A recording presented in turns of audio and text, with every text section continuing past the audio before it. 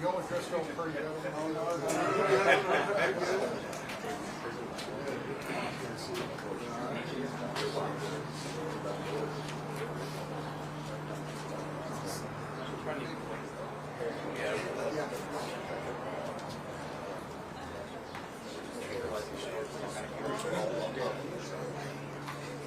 I'm not going to be first on that. I'm following you. I'm waiting for something to down. Totally understand. Totally understand. Yeah, that's like. Oh, that was it.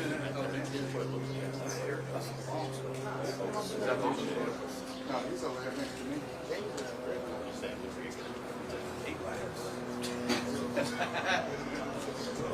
Track his direction. Yeah.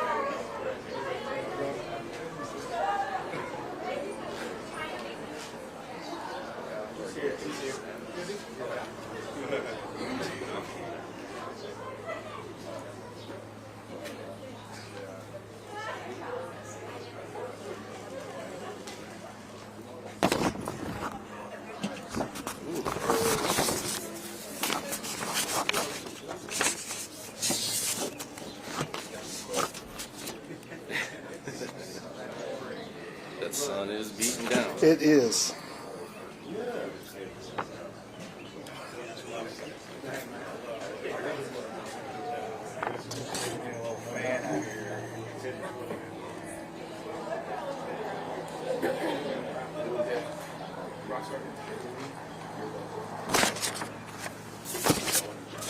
Hello everyone, good morning. Thank you so much for being here. My name is JJ Maldonado. I'm the Senior Media Relations Specialist here at Austin ISD. Thank you all so much for being here today on our press conference on school safety. I just want to run through the list of the school districts that we have here today. Bastrop ISD, Del Valley ISD, Eanes ISD, Hutto ISD, Lockhart ISD, Manor ISD, Pflugerville ISD, and Round Rock ISD. I want to go through now our speakers that we have planned for today. Our very own Superintendent, Matias Segura, Austin ISD Police Chief Wayne Sneed, Travis County DA Jose Garza, Manor ISD Superintendent Robert Sormani, and Amanda Tui, licensed mental health professional here at Austin ISD. So now I'd like to turn it over to our Superintendent, Matias Segura. Thank you. Thank you all for being here. So since the start of the school year, school districts all across Central Texas have seen an uptick in threats toward our schools. And whether they're real or rumors, it's important to know every single threat is investigated and we take the safety and security of our students seriously. This is not a trend we're just seeing in Austin Independent School District. I'm standing outside here alongside law enforcement partners and fellow school leaders from Central Texas to show that this is something that we are all experiencing. And it needs to stop. Families, we need your help. It's critical now more than ever to have these hard conversations with your children about the impact of threats to our campuses. And what they may think is a joke can have real consequences. In Austin ISD, it doesn't matter if it's 2 p.m. or 2 a.m. Once we receive a threat, our officers work to identify the source, visit homes to check for weapons, and ensure our campuses are safe before the school bell rings the next morning. We're the largest school district in Central Texas, and I know we have more resources than many. If our system is being taxed by all of these threats, I know some of our other partners are also feeling the strain. It takes all of us together to educate our students about how to keep our schools safe. While thankfully the large majority of threats are non-credible, we have seen across both students an increase across both students and adults who have threatened our schools. And once we have arrests, we also have strong partnerships with law enforcement partners and county leaders to ensure we have strong communication with our families on the status of cases and how parents can advocate for the children. And on that note, I'd like to introduce our Travis County District Attorney, Jose Garza. Thank you so much, Superintendent Segura. Since the school year started, an alarming number of cases involving threats of gun violence in or against schools have been filed in our office. These incidents have involved schools and school districts across the county. I'm incredibly grateful to our law enforcement partners, particularly the AISD Police Department and the Austin Police Department, for their work to detect these threats and to prevent potential acts of gun violence. I want to be clear that gun violence against or at schools in our community will not be tolerated.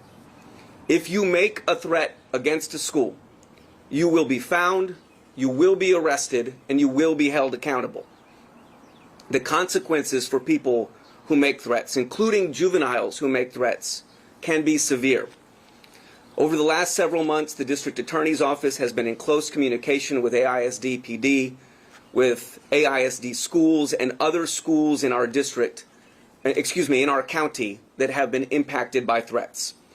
We will work closely with those school communities to keep parents and school staff informed as criminal cases move through our criminal justice system.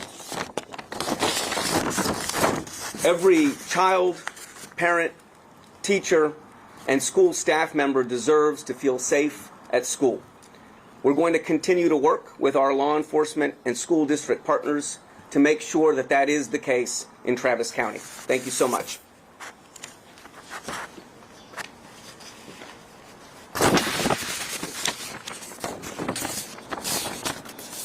Good morning, everyone. My name is Wayne Sneed. I'm the Chief of Police for Austin ISD Police Department, and thank you all for being here this morning. I'd like to begin by reiterating what Superintendent Matias Segura and DA Jose Garza has just spoken about. Whether the threat is real or rumored or seen on social media, it's important to know that every single threat we encounter will investigate and we will pursue it until it's no longer a threat. Parents and students, what does that mean?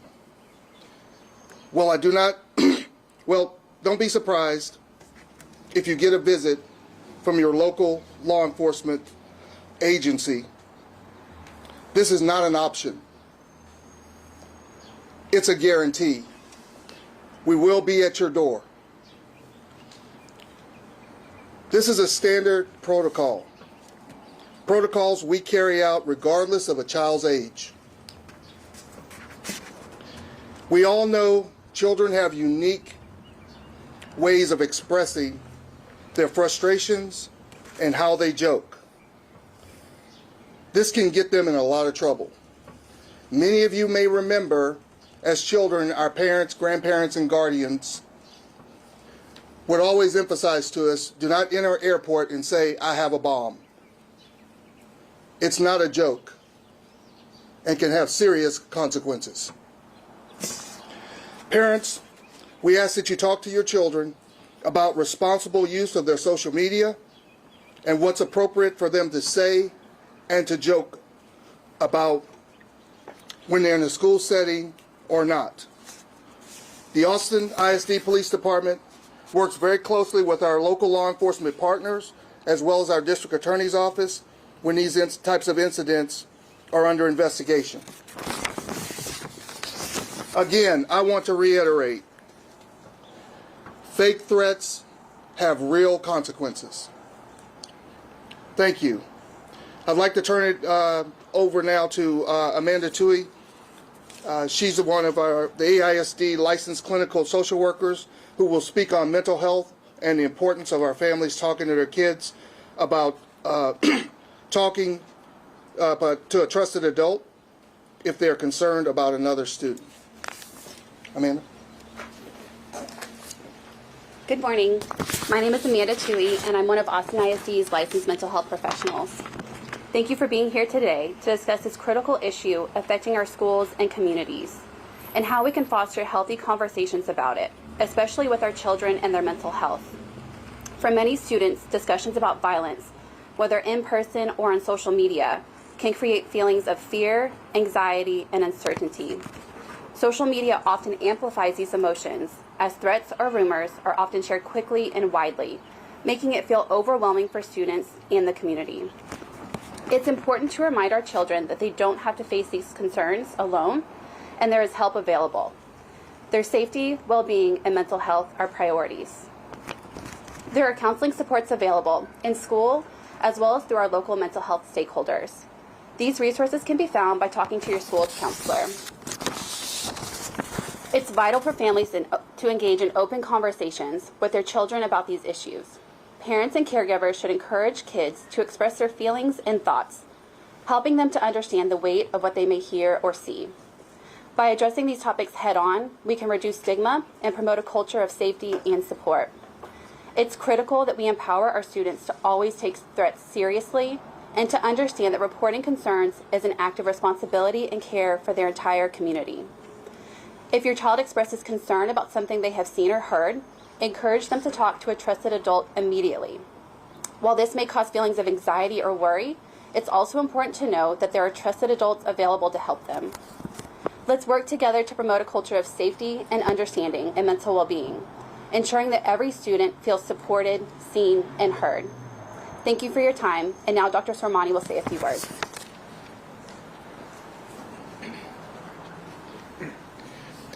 And I would like to end and emphasize the fact that this is a community challenge that we face, and it's going to require a community-wide solution in order to meet that challenge. And so I want to just end by encouraging parents, encouraging students, that if you do have a concern, please, by all means, call the school, call the authorities, and be assured that we are going to investigate and make sure that our schools are not at risk. Likewise, if you're also concerned that maybe there is a joke that's being put out there, or that there is a false alarm that might be posted and your child is communicating that, also communicate with your schools and communicate with the authorities, and let us investigate that as well. In the end, school districts are of and a part of their communities. And if we're going to tackle this problem, we're going to have to do it together. So I want to thank you all for being here, and I'm going to turn it over to Jose at this time. Thank you, Dr. Sormani. I'd like to open it now to any media questions. Chief? Yes, ma'am. So I understand these threats are nationwide, and a sheriff in Florida said, I'm going to paraphrase, but basically, parents, if you're not going to parent, I'm going to. And I'm going to blast your students' mugshot, and if I can get a third block, I'm going to do that. Your thoughts on that? Would that help a situation like this? I think different leaders take on different approaches. I'm not here to embarrass a child. What I'm here hoping to get, as all of the speakers have said, and all of the leaders of these other police departments will tell you, is we need parents' help to curtail this behavior, and that there are real consequences if they do not. As I mentioned in my presentation earlier, this is not a new concept. There was a time when people were doing this in airports. It was no longer acceptable, and there was a lot of media around, do not make threats about bombs in airports. We are now at a time in our nation, in our country, where threats towards school, threats towards people at school is unacceptable. And we need to get the message out to our young future leaders that this is not acceptable.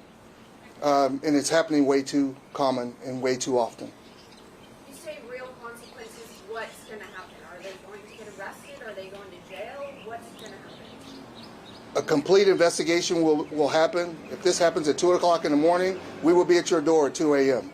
If this happens at 3 o'clock in the morning, we will be at your door at 3 a.m. until we are convinced that there is not a threat. And when school starts, that we are going to be there to make sure that that school is safe for those staff, the students, and any visitors. Kavi? Yeah, this could be for you, Chief Sneed, or for you, the Garza, but what is the threshold for arresting a child? Is it going to be the same for, a child who's spreading the rumor or the threat versus a child who's creating it? So what is that? The threshold is a legal standard that applies to adults and juveniles. Is there a probable cause to believe that you committed a crime? And if that's the case, you will be arrested. Is spreading the rumor the same thing as? These cases are varied. Every fact situation is different, and along with our law enforcement partners, we're going to be evaluating every fact situation on its own merits and determining whether there's probable cause in that instance. The cases that are pending in our office, certainly some of them relate to threats, others do not. So there's a wide range of conduct that is being investigated, that is arriving in our office, and that will be prosecuted. We'll be looking at every case individually. Any adults been charged in any of this? Yes. How many? And how many pending in your office? Look, I think in this, we've received over 10 cases this past week. I think over 30 cases pending in our office in total. Off the top of my head, my best recollection is two. In addition to that, 2 cases are against adults. How many charges? I'd have to go back and check where these cases are. And look, just a reminder, our process is different for juveniles than it is for adults. When law enforcement makes an arrest, there is a charge pending. There is a separate process that will happen once a case gets to my office, and I'd have to go back and check to give you a more precise update on what the status is of those cases. And then I'll also just mention that juvenile cases are have different protections, and so the amount of information that we're able to share on those cases may be limited. Are you You understand? more for the school districts, but speaking of consequences, will there be consequences with their enrollment at these schools, suspension, expulsion? Can you speak to that a bit? Yeah. I certainly can. We have a variety of different protocols that we follow based on disciplinary actions. It really depends on the issue. Sometimes, and I will tell you, there have been times at 11 p.m. at night, I get notification that 2 6th graders passed in the hallway, said something to one another, and we investigate it. We have a conversation. Our officers work all night long, and we determine that it's not a threat. So in that instance, we work with the local administrators, the principal, to have a conversation with the students and make that a learning opportunity. In other instances, it's more severe, and in those cases, there are consequences. If it's a transfer, that transfer may be revoked. If there is action taken by the DA's office or officers, then we follow protocols just like we would with any other type of action outside of AISD. So it really does vary, but I want to kind of give you an idea that this kind of the different types of things that we're working through every single day. How are these threats coming in? Social media, mouth? What's the biggest? So that's a great question. Right now, and I'm actually very pleased to say this, the vast majority of the things that we're made aware of come through other students sharing with an adult. That for in Austin ISD, that's been our experience. We do also monitor a variety of different platforms. Sometimes it's social media, sometimes it comes via email. But by and large, at this point, we're getting this information from other students doing exactly what we want them to do. You see something, share it. Please share it immediately with an administrator, with the teacher, with an adult, and then that starts our process. For us, because it's our size, it happens continuously throughout the day, and as Chief Sneed said earlier, every single threat is pursued until we can deem it's not credible. And that goes down from a conversation all the way to an active photo, a photograph being shared on social media. With respect to the fact that this is a national trend, it's not just happening right here, do you guys know what's going on? Are there more threats? Are we just taking it more seriously? Is this the new normal? Can you guys attest to that? I think there are a variety of different hypotheses. As all of our school districts and agencies have maybe discussed, it's a variety of things. I think the impact of social media has really had a profound impact on the way that our young people engage on social media. Things that they might otherwise think isn't a threat actually is a threat. So making sure that we're educating our young people as to what is appropriate and what is not, that's something that we've identified. I think also for us, what we identify as a threat has maybe been reassessed. maybe in years past, maybe a conversation wouldn't get to the same level that we would investigate now, but certainly that does, given what we've seen around the country. So there are a lot of things that are maybe impacting this and the increase that we're seeing. Those are two examples that I can certainly share from my personal experience. If I can quickly follow up, when you say we, are you saying we as administrators, we as students are taking threats more seriously? I would say the school system as a whole. We as an organization evaluate all threats. Period. 5, 6, 7 years ago, that I don't know if it was the same level. I mean, I wasn't here, many of our leaders weren't here. But because every single thing is investigated, again, whether it's a conversation, an email exchange between two individuals, something on social media, just the sheer volume has increased. And so, I think for me, one of the things that we really want to consider is just the sheer impact that social media has had on all of this. Can the DA's office speak to the step-by-step process of how you guys prosecute a child in one of these cases? Or how serious is it?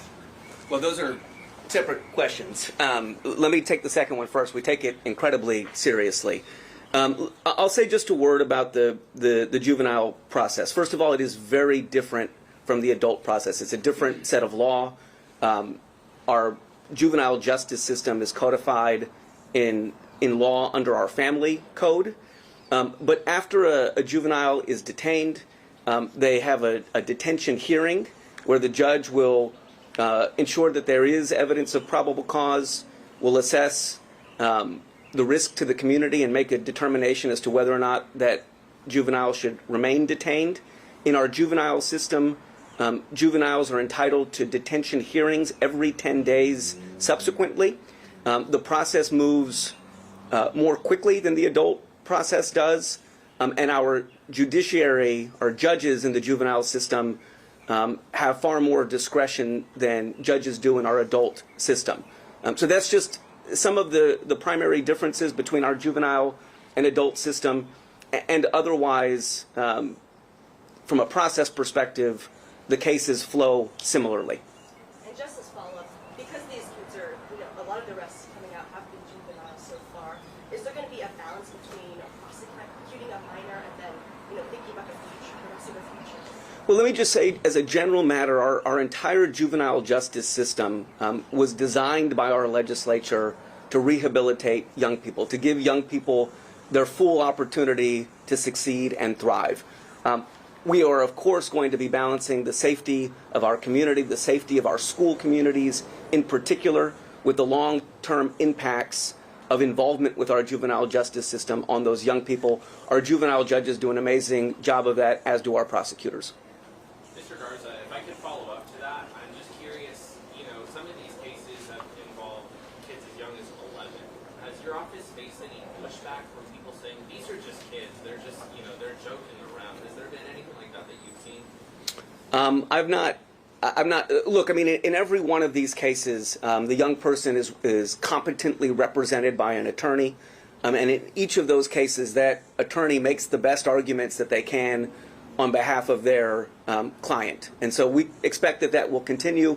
But again, I think we've done a fair job over the last several years, over the last several months in particular, balancing our need for safety and thinking about the interest of the young people involved in these cases.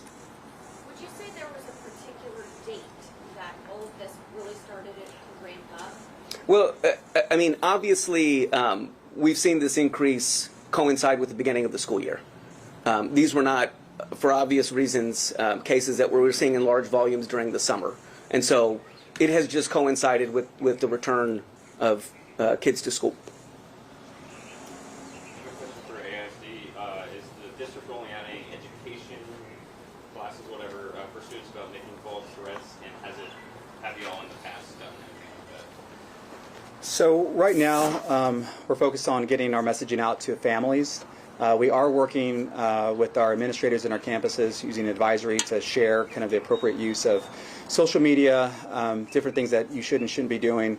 As far as like a standard curriculum, it's really kind of guidance that we provide to administrators, and then they provide to our students at each of the campuses. So both, but we are reevaluating all things at this point and seeing what improvements can be made moving forward.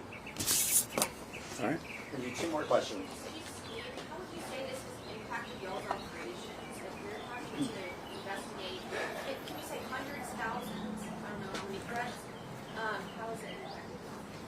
Excuse me. That's a great question. I think I speak for all of my law enforcement partners and criminal justice partners. When we have incidents like this, it puts a weight on the resources of a police department to investigate. And if you're doing a complete investigation, it takes time. One particular case I can remember started at midnight and it did not end until 7 a.m. by the time they tracked down all the leads and figured it out. So we're knocking on doors in the early morning hours, waking up families. In some cases, hopefully by this information getting out, that we can decrease those interruptions to their family life as well. How many threats? Hundreds? Thousands? I don't have the exact number. I know last year we had over 300. Last question. Last school year? Last school year. Sorry. Yes. Are you seeing more this year than last year? To date.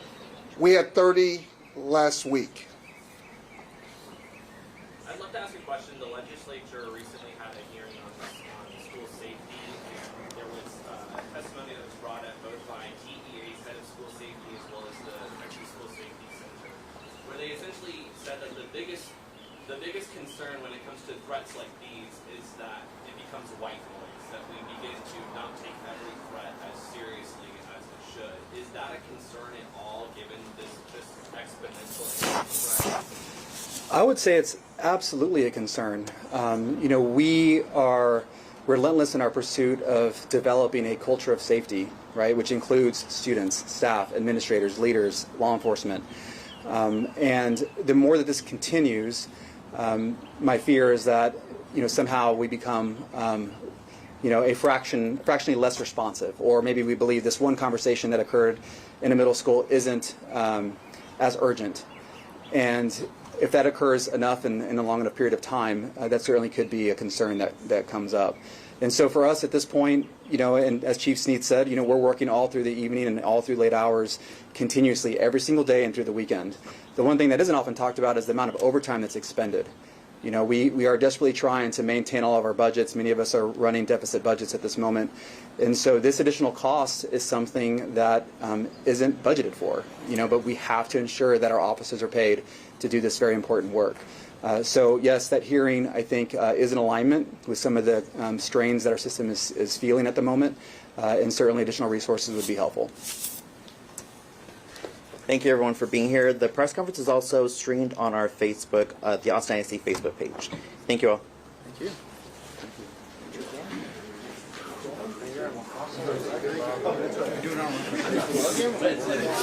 Thanks for asking me. Saw you.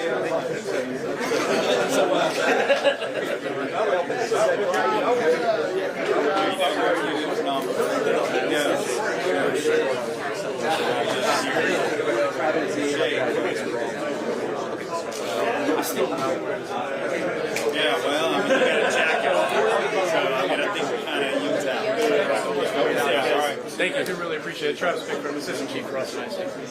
Yes, sir. Thank you very much. Travis. Yes, I'm nice to meet you.